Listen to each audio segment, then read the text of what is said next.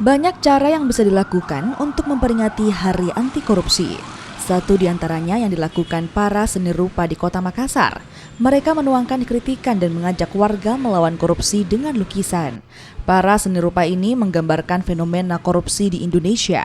Mereka pun menuangkannya dalam lukisan yang digelar di bawah jembatan layang di Jalan Urip Sumoharjo, Makassar. Jadi ini judulnya Pajo-Pajo Keadilan. Jadi keadilan itu kayak orang melihatnya sekarang seperti pajo-pajo itu orang-orang sawah yang biasanya dipakai petani untuk mengusir burung-burung. Nah, begitulah anggapannya orang-orang yang ingin melakukan yang mau melanggar hukum, menganggap bahwa itu ya sekedar untuk menekan putih. Jadi hukum itu seperti orang-orang sawah. Iya, seperti orang sawah. Kan di anak-anak sekolah SD negeri itu biasanya di SD, SMP, SMA itu yang negeri. Saat tulisan, aku benci korupsi. Justru kenyataannya kan biasa di penerimaan siswa baru, murid baru, harga bajunya kan biasa tidak sesuai dengan harga dia.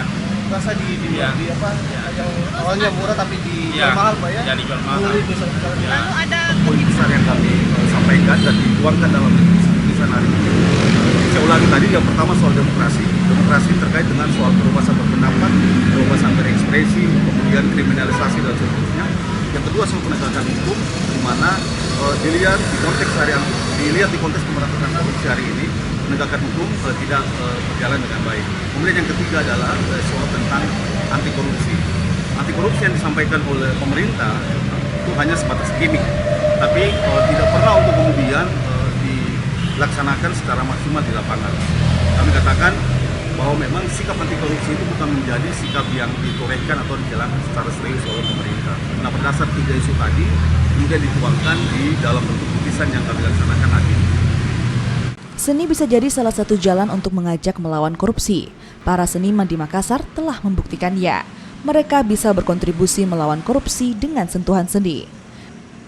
Nila Rustam, Kompas TV, Makassar, Sulawesi Selatan.